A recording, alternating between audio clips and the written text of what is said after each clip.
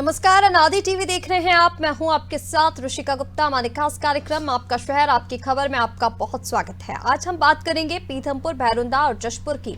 हम उठाएंगे इन शहरों के आज के बड़े मुद्दे और जानेंगे ग्राउंड जीरो से हकीकत। तो चलिए शुरू करते हैं आपका शहर आपकी खबर।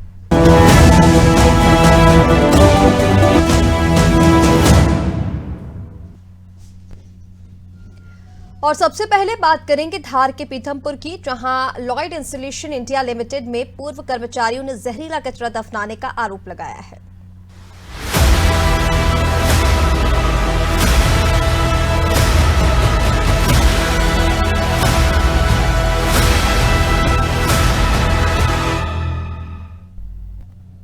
धार जिले के पीथमपुर स्थित लॉयड इंस्टॉलेशन इंडिया लिमिटेड में पूर्व कर्मचारियों ने जहरीला कचरा दफनाने का आरोप लगाया है। बता दें कि पीथमपुर स्थित लॉयड इंस्टॉलेशन कंपनी सीट के गत्ते बनाती है, जो कई तरह के केमिकल से बनते हैं। मटेरियल मैन्युफैक्चरिंग के बाद बचा हुआ रॉ मटेरियल इंडस्ट्रियल वेस्ट होता है, जिसे नियमानुसार Pithampur industrial waste management Ram की कंपनी में निष्पादित करवाना होता है, लेकिन इसमें प्रति ट्रक तक एक भारी कीमत कंपनी को अदा करनी पड़ती है। लिहाजा कई बार फैक्ट्री प्रबंधन पैसा बचाने के लिए प्लांट के भीतर ही कचरा जला देती है या दफना देते हैं। हाल ही में यह मामला संज्ञान में आया जब कंपनी के पूर्व कर्मचारी राजेंद्र मिश्र ने सीएम हेल्पलाइन पर प्रदूषण विभाग की शिकायत की। राजेंद्र मिश्रा ने मामले की जानकारी एसडीएम और तहसीलदार को भी दी। जब शिकायत सीएम हेल्पलाइन पर हुई तो प्रदूषण विभाग के अधिकारी जांच के लिए फैक्ट्री पहुंचे, लेकिन वहां भी सिर्फ खाना पूर्ति ही दिखाई दी। प्रदूषण विभाग के अधिकारी आरआर भंवर ने बताया कि कंपनी प्रबंधन ने शिकायतकर्ता को कंपनी के भीतर जाने की अनुमति नहीं दी। इस मामले में ट्रेसी भी बुलाकर खुदाई कराई जाएगी और रॉ मटेरियल की जांच की जाएगी। साथ ही अगर कोई भी अनियमितता पाई जाती है तो उचित कार्रवाई की जाएगी। बता दें कि इससे पहले भी पीथमपुर में लोगों ने तालाबों के पानी के प्रदूषित होने की बात कही थी। साथ ही यूनियन कार्बाइड का कचरा भी पीथमपुर में जलाने की तैयारी की जा रही है। ऐसे में जगह जगह से कचरे के निष्पादन की समस्याएं कब सुलझाई जाएंगी, ये बड़ा सवाल है। शिकायतकर्ता का पूरे मामले पर क्या कहना है, पहले वो सुनिए। प्रदूषण के यहाँ की जो वेस्टेज जो ना रामकी में इनको देना चाहिए, और रामकी में इनको ले जाने का वो है, वो इतना जहरीला है, वो पूरे प्लांट में दबा के रखा हुआ है। ये इसी के लिए हम लोग यहाँ विरोध करते थे पहले, पूरे प्लांट के लोग तो 39 लोग हम लोग को इसी कारण बाहर किया गया है। मैंने यही है जो है ना, बोले तुम लोग जो है ना क्यों कंप्लेन करते हो, हम बाहर कर देंगे। पहले धमकी दे देते, हम लोग को बाहर भी कर दिया। और ये बहुत बड़ा जहरीला पाइजन है, पूरे प्लांट में दबा के रखा हुआ है। इसको जैसे भी है इसको खुदवाया जाए, कल जैसे भी बुला के, और तभी जो मैं कंप्लेन करके चुका हूँ इसका जो है ना। इसमें लोगों को कैंसर भी हो गया है, लोगों को जो टीबी भी हो गई है, अटैक भी आ चुका है। इतना जहरीला पदार्थ है जो है ना, कैंसर से मर भी चुका है एक आदमी मेरा। तो जिस तरह से तस्वीरें आपने देखी, अधिकारियों ने ये फैक्ट्री को लेकर कहा है कि इसकी जांच कराई जाएगी और इसके बाद पता लगाया जाएगा कि आखिर कौन सा कचरा जो है वो यहाँ पर दफनाया गया। अधिकारियों ने फैक्ट्री का निरीक्षण भी किया है। और चलिए इसी पर अपडेट ले लेते हैं। अपडेट के लिए पीथमपुर से संवाददाता हरिकेश हमारे साथ जुड़ गए हैं। हरिकेश, क्या कुछ अपडेट है इसको लेकर? देखिए, लगातार इसको लेकर पहले भी शिकायत की जा चुकी है जब यूनियन कार्बाइड का कचरा यहाँ पर दफनाने की बात की जा रही थी, और अब एक बार फिर से फैक्ट्री के कर्मचारियों ने इसकी शिकायत की है कि कचरा यहाँ पर फिर से दफनाया जा रहा है, जिससे कई तरह की समस्याएं होंगी। जी, इस वक्त मैं पीथमपुर सेक्टर 3 स्थित लॉयड इंसुलेशन कंपनी के बाहर ही खड़ा हूं। ये तमाम माजरा जो था वो कल का था। कल अधिकारियों ने यहाँ पर पड़ताल की थी और आज जो है जेसीबी बुला करके अंदर खुदाई का काम जो है वो चल रहा है। इस बीच जो शिकायतकर्ता राजेंद्र मिश्रा थे, सिर्फ उन्हें बिना मोबाइल के जाने की अनुमति मिली है। तमाम प्रशासनिक अधिकारी भी सुरक्षा में यहाँ लगे हैं, लेकिन ये स्थिति जो है और भी संदिग्ध हो जाती है जब शिकायतकर्ता को किसी भी तरह की फुटेज और वीडियो लेने से मना कर दिया जाता है। कवायद यही की जा रही है कि यहाँ इस तरह का एक रॉ मटेरियल जो है तमाम 2 बीघा के प्लांट में अलग अलग जगह पर जो है गड़वाया गया है, जो अपने आप में बेहद ही हानिकारक है और इससे वातावरण प्रदूषित हो रहा है। नियमानुसार पीथमपुर इंडस्ट्रियल वेस्ट मैनेजमेंट के भीतर जो है इसे निष्पादित किए जाने के लिए देना चाहिए, लेकिन कंपनी ने पैसा बचाने के लिए जो है यह आरोप है कि यहाँ गड़वाया। हमारे साथ कुछ मजदूर है, हम इनसे भी चर्चा करेंगे। श्रमिक है, क्या मामला है? आप लोगों ने किस बात की शिकायत की है? श्रमिक प्रदूषण वाले को शिकायत की थी कि यहाँ पे कचरा बहुत सारा इनने गाड़ के रखा है, और कंपनी से भी मना करते थे कि हम ये कचरा मत गाड़ो, तो वो हमको धमकी देते थे, भगा देंगे। लास्ट में हमको 39 आदमी को भगा दिया जी। और हमने शिकायत की थी, तो आज जांच हो रही है। अब हमको जो पता है कहाँ गाड़ा है वो हम जानते हैं, हमको अंदर नहीं जाने दिया, सिर्फ एक मिश्रा जी को ले गए हैं। अब उनके बाद हम फिर शिकायत करेंगे, संतुष्ट नहीं होंगे तो।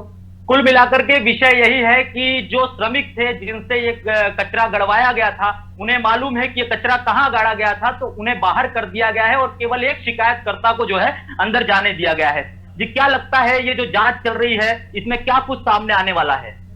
जांच में तो आधा अधूरा आएगा, क्योंकि क्यों? उनको जानकारी नहीं है पूरा, क्योंकि वो स्टोर के आदमी हैं। जी, मिश्रा जी जो हैं वो स्टोर के आदमी हैं, स्टोर में ही रहते हैं, प्लांट के आदमी नहीं है। इसलिए प्लांट के आदमी को रखा जाए तो वो सारी बताए, जी।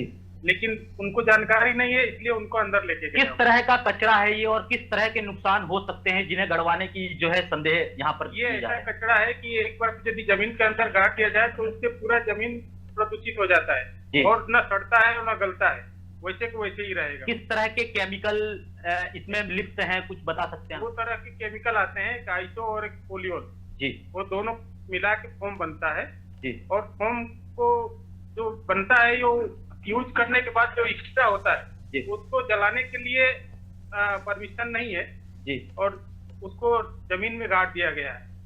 कुल मिलाकर के जो है जिस खतरनाक केमिकल का इन्होंने जिक्र किया, उस खतरनाक केमिकल के बने जो रॉ मटेरियल होते हैं उन्हें कंपनी में दफनाया गया है। क्या लगता है आज जो जांच चल रही है उसमें कुछ उम्मीद है निकलकर सामने आने की? जितनी उम्मीद है वो कचरे की रहेगी। और दूसरी बात क्या है कि 4 आदमी हमारे वर्कर इस केमिकल से शांत हो गए। कोई कैंसर हो गया, कोई को ब्लड का शिकायत हो गई, कोई को हार्ट की बीमारी हो गई। इस संदर्भ में जब 4 लोगों को इस तरह की बीमारियां हुई तो इस संदर्भ में कंपनी प्रबंधन से आप लोगों ने बात करने की कोशिश की, क्या नतीजा है? बात किया, लेकिन इसी कारण के भगा देंगे, हम ये कर देंगे, वो कर देंगे, इसके लिए हमने 40 आदमी ने इसके लिए हमको बाहर कर दी। जी, देखिए ये श्रमिक हैं और इनका दावा है कि जिस तरह का केमिकल है वो अपने आप में इतना घातक है कि पूर्व में भी 4 कर्मचारियों को जो है इसका दंश झेलना पड़ा, बीमारियां हुई, टीबी और कैंसर जैसी बीमारियों के जो है कयास ये बता रहे हैं। बताइए क्या कुछ सामने आने के कयास लगाए जा रहे हैं? सिर्फ देखते हैं क्या होता है, क्योंकि हमारे यहाँ से बहुत सी बीमारियां से आदमी यहाँ जूझ रहे हैं। जी। कई आदमी का ब्लड वो ब्लॉक का हार्ट बीमारी है, हार्ट ब्लॉकेज, हार्ट ब्लॉकेज हो गए हैं। अभी ड्यूटी में थे कुछ आदमी, 3 आदमी की तो भी है, 2-3 आदमी मर गए हैं। जी। और इतना घातक केमिकल है यहाँ पे सर। प्रदूषण विभाग में और तमाम कलेक्टर, एसडीएम किसी से पहले भी आपने शिकायतें पहले भी करी? चर्चा की सर, तो कोई सुनवाई नहीं हुई अभी तक। आज क्या लग रहा है, जेसीबी आई है, खुदाई होगी कि नहीं होगी? सर अब देखते हैं, खुदाई हो रही है, अब क्या करते हैं, कहाँ कहाँ खुदा रहे हैं। तो हमारे आदमी को, एक आदमी को जाने दिए, बाकी आदमी को नहीं जाने दिए सर। तो उनको जानकारी देखते हैं कहाँ तक मिलती है। अंदर कुछ कैमरा, मोबाइल फुटेज लेने की कैमरा अनुमति? हमारा कुछ भी नहीं जाने दिए सर। वहाँ मोबाइल नहीं किसी का अलाउ किए, बोले कि मोबाइल अलाउ नहीं रहेगा यहाँ। जी, तो कुल मिलाकर के एक ही बात है कि यहाँ जो तमाम श्रमिक और मजदूर हैं उनका एक ही कहना है कि अंदर खुदाई की जाए और वहां से जो है जो कचरा यहाँ पर दफनाया गया था वो निकलेगा और ये सारी चीजें सामने आएंगी। लेकिन जो शिकायत करता है सिर्फ उन्हें अंदर जाने की अनुमति मिली, तमाम जो बाकी के श्रमिक थे जिन्हें इस बात की जानकारी है इन्हें वहां नहीं जाने दिया और ना ही मोबाइल या कैमरा वहां पर ले जाने दिया गया। जी बिल्कुल हरिकेश, देखिए जिस तरह से आपने जानकारी दी और कर्मचारियों से बात करने की कोशिश भी की, साफ तौर पर उनका कहना है कि किसी को अंदर भी नहीं जाने दिया जा रहा है और कोई भी चीज जिससे वीडियोग्राफी हो सके वो ले जाने की अनुमति भी वहां पर नहीं है। लेकिन फिलहाल जिस तरह से आपने देखिए बातचीत करने की भी कोशिश की, इसके पहले भी एक मामला हम डिस्कस कर चुके हैं जब यूनियन कार्बाइड के कचरे को लेकर बात की जा रही थी, जो पीथमपुर में जिसका निष्पादन किया जाना था, उसको लेकर भी काफी चर्चा हुई थी, उसको लेकर भी आपके उच्च अधिकारियों से बात हुई थी। अभी तक उसको लेकर क्या कुछ चीजें सामने आई हैं, क्योंकि ये तो दूसरा मामला यहाँ पर पीथमपुर में सामने आ गया। अगर ऐसे ही एक के बाद एक जहरीले कचरे यहाँ पर लाए जाएंगे, उसे उसका निष्पादन यहाँ पर किया जाएगा तो लोगों को काफी समस्याएं यहाँ पर होने लग जाएंगी। जी, मैं आपको बता दूं, कहने को तो पीथमपुर मध्य प्रदेश की आर्थिक राजधानी कही जाती है कि यहाँ से तमाम आर्थिक व्यवस्थाएं जो है संचालित होती हैं, बड़ा औद्योगिक क्षेत्र है।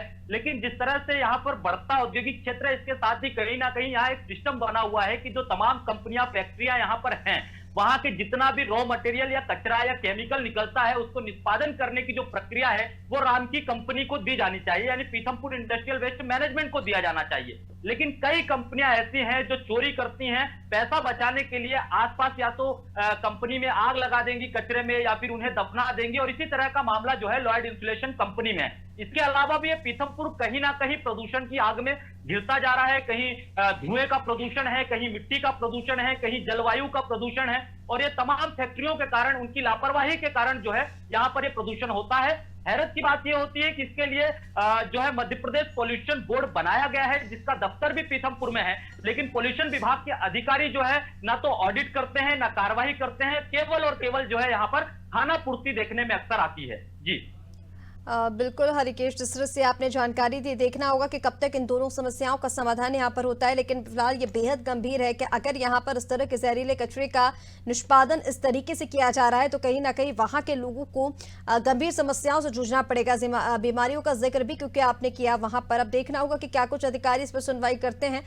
फिलहाल तमाम जानकारी के लिए आपका बहुत शुक्रिया। तस्वीरें आपको दिखा रहे हैं पीथमपुर की लॉयड इंसुलेशन कंपनी से, जहाँ पर पुराने कर्मचारियों का यह आरोप है कि जो कचरा है जिसका निष्पादन अलग तरीके से हुआ जाना था, लेकिन उस कचरे को वहीं पर दफनाया गया है। कई बार पैसा बचाने के लिए कंपनी की तरफ से या तो कचरे को जला दिया जाता है या दफना दिया जाता है, जिसकी वजह से कई गंभीर बीमारियां रहवासियों को हो रही हैं।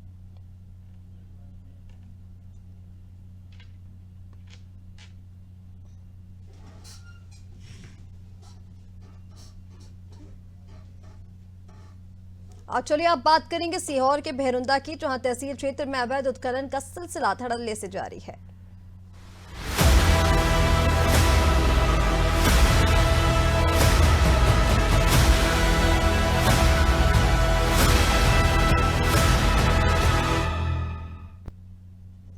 इन दिनों सीहोर जिले के भेरुंदा तहसील क्षेत्र में अवैध उत्खनन का सिलसिला धड़ल्ले से जारी है। खनन माफिया बेखौफ होकर शासकीय भूमि से अवैध उत्खनन कर रहे हैं। राजनीतिक संरक्षण मिलने के कारण खनन माफिया बिना किसी रोक टोक के जेसीबी और डंपरों के जरिए बावड़ी खेड़ा, टीका मोड़, सुनेर, लाचौर, मंजाखेड़ी में अवैध उत्खनन कर रहे हैं। लेकिन प्रशासनिक अमला खनन माफियाओं के खिलाफ कोई कार्रवाई नहीं कर रहा। प्रशासनिक अधिकारियों का क्या कुछ कहना है, पहले वो सुनिए।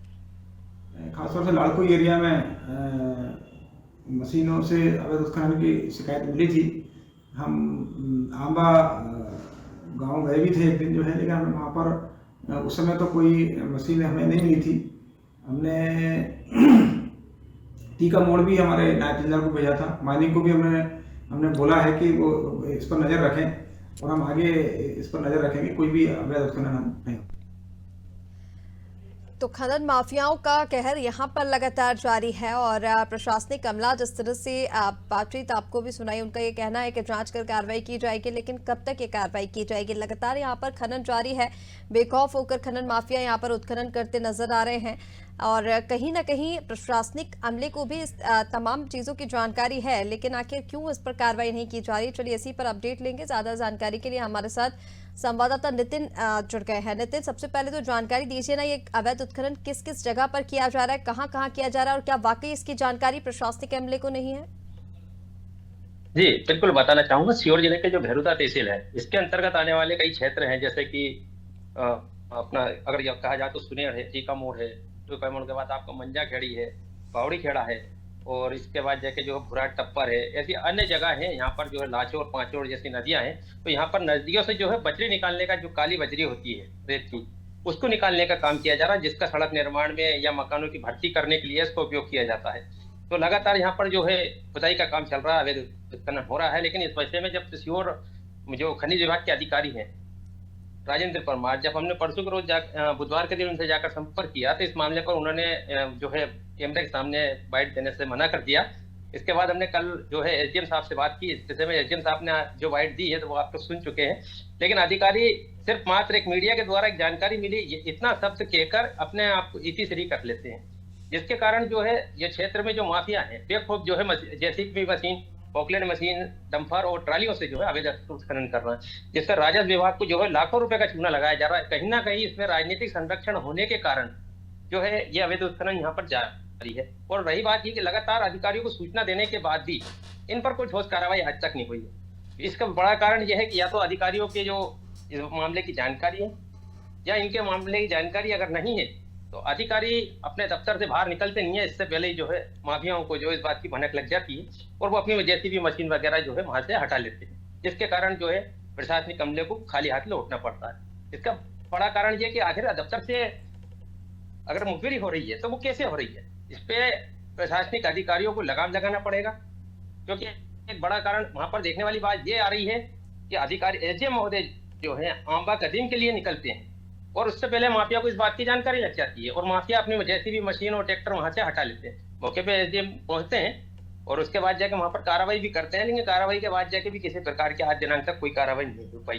कार्रवाई में सिर्फ इतना ही, ठीक है, आप लोगों को माध्यम से जानकारी मिली है, इसी के चलते जो है लगातार यहाँ पर क्षेत्र में अवैध उत्खनन का सिलसिला जारी है। और रही बात इसमें, अगर एक नई बात अगर मैं आपको बताऊं, जब मीडिया वहां पर कवरेज करने के लिए जाते हैं तो ये अवैध उत्खननकारी जो है सीधे शब्दों में बोलते हैं, हमारा वीडियो आप अच्छे से बनाइए, वीडियो बढ़िया तरीके से बनना चाहिए। तो आखिर इनको किनका संरक्षण है जिसके चलते मीडिया से इतनी बदतमीजी कर रहे हैं? इसके पीछे की वजह क्या है? आखिर अधिकारियों की इस बात की जानकारी, यहाँ पर नायब तहसीलदार को इस बात की जब मौके पर मशीनें चलती है सूचना दी जाती है फोन पर, तो फोन नहीं उठाते हैं। इसका क्या कारण है कि अधिकारी फोन नहीं उठा रहा है? जबकि अधिकारियों को मौके पर पहुंच के अगर मामला वैध है तो उसे छोड़ देना चाहिए, अवैध है तो उस पर कानूनी कार्रवाई की जानी चाहिए थी। लेकिन आज दिनांक तक किसी प्रकार की कोई कार्रवाई नहीं हुई है।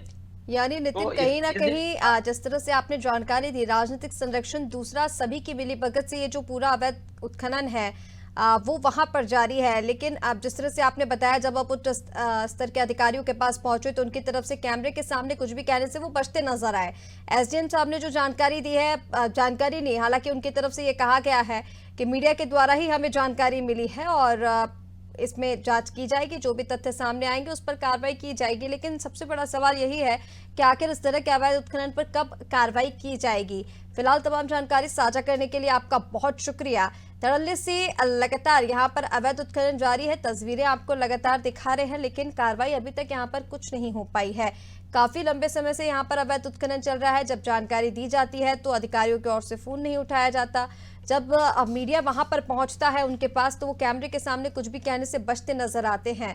ये तमाम जो कृत्य सामने आ रहे हैं वो किस और इशारा कर रहे हैं? राजनीतिक संरक्षण की भी यहाँ पर बात की जा रही है। आखिर किसका राजनीतिक संरक्षण ऐसे लोगों को मिल रहा है, ये भी जानना बेहद जरूरी है और देखना होगा कि कब तक इस पर कार्रवाई हो पाती है। और चलिए अब बात करेंगे छत्तीसगढ़ के जशपुर जिले की, जहां छात्र छात्राएं स्कूल भवन के अभाव में रसोई घर में पढ़ने को मजबूर हैं।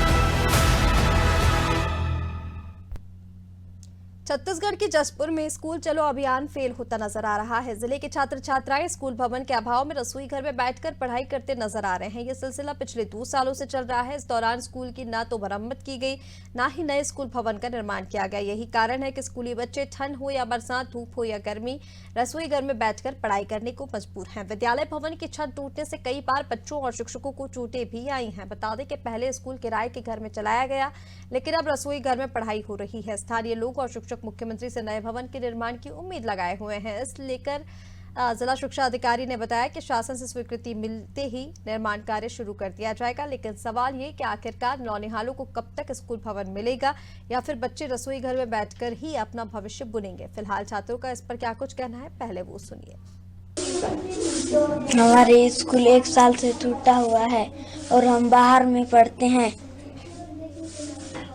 हमें बहुत तकलीफ होता है, हमें डर भी बहुत लगता है।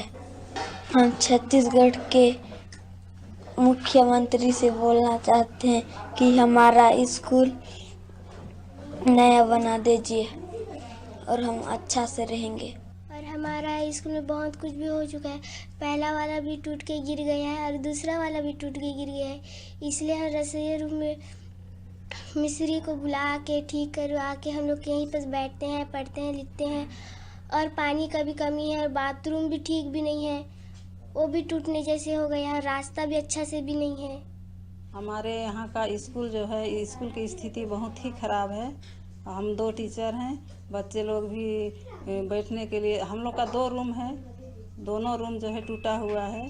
हम लोग उस रूम से दूसरे लोगों के यहाँ किराया में पढ़ा रहे थे। फिर उन लोग को भी थोड़ा समस्या हुआ तो वहाँ से हम लोग फिर रसोई रूम को हम लोग मरम्मत करवाए और यहाँ पढ़ा रहे हैं। और हमारे बाथरूम भी बहुत ख़राब है। दोनों बाथरूम दो रूम है, जेंट्स और गर्ल्स का। तो हमारे यहाँ पानी का भी बहुत समस्या है। हमारे रसोइया लोग जो है 1 किलोमीटर दूर से लेने जाते हैं पानी के लिए। पत्थलगांव विकासखंड में खरकट्टा का भी मेरे संज्ञान में है, और हमने जसपुर ज़िले के जितने भी ऐसे स्कूल हैं सभी के लिए प्रस्ताव बना करके भेज दिया गया है शासन के पास। स्वीकृति आते ही उनकी मरम्मत कराई। और चलिए इसी पर ज्यादा अपडेट के लिए हमारे साथ संवाददाता सुमित इस वक्त जुड़ गए हैं। सुमित, सबसे पहले तो जानकारी दीजिए ना, देखिए अधिकारियों की तरफ से जिस तरह से कहा जा रहा है कि जैसे ही स्वीकृति मिलेगी इस भवन का निर्माण कार्य फिर से शुरू होगा, लेकिन सवाल यही है कि आखिर कब तक इस भवन को लेकर निर्माण कार्य की स्वीकृति मिलेगी, कब बच्चों को कक्ष में पढ़ने के लिए मिलेगा, क्योंकि कभी रसोई घर में कभी दूसरे मकान में वो पढ़ने को मजबूर हैं। इसको लेकर लगातार शिकायतें भी की जा रही हैं और कई बार तो ये भी जानकारी दी जा रही है कि बच्चों को चोट भी आई है, शिक्षकों को भी चोट आई है, लेकिन अभी तक इस पूरे मामले को गंभीरता से क्यों नहीं लिया गया? जी, मैं बता दूं, ये बहुत बड़े दुर्भाग्य की बात है। जो शिक्षा विभाग का जो हालत है वो बिल्कुल लचर है, और जो इसके जो आला अधिकारी हैं वो भी शिक्षा को लेकर कभी भी अपने कैबिन से बाहर नहीं निकलते हैं। और उनका ये, जब उनसे सवाल पूछे जाते हैं तो उनका कहना है कि हमें जब जानकारी मिलती है तो हम जब उसका जो पैसा होगा या आएगा, आवंटन होगा, तो हम इसको सुधारेंगे। लेकिन यहाँ एक सवालिया निशान खड़ा होता है कि जब राज्य सरकार शिक्षा के नाम से लाखों करोड़ों अरबों रुपए का बजट पेश करती है और शिक्षा का स्तर सुधारने का दावा करती है, वो सारा यहाँ फेल नजर आता है। यहाँ जिला शिक्षा अधिकारी पीके भटनागर से हमने बात की तो उन्होंने जानकारी देते हुए बताया कि हमें इसकी शिकायत मिली है और हम इसका आवेदन लगाकर हम सरकार से मांग कर रहे हैं। लेकिन यहाँ सवालिया निशान ये खड़ा होता है कि बच्चे कब तक रसोई घर में पढ़ाई करेंगे और उनका यह क्या भविष्य अंधेरे में रहेगा।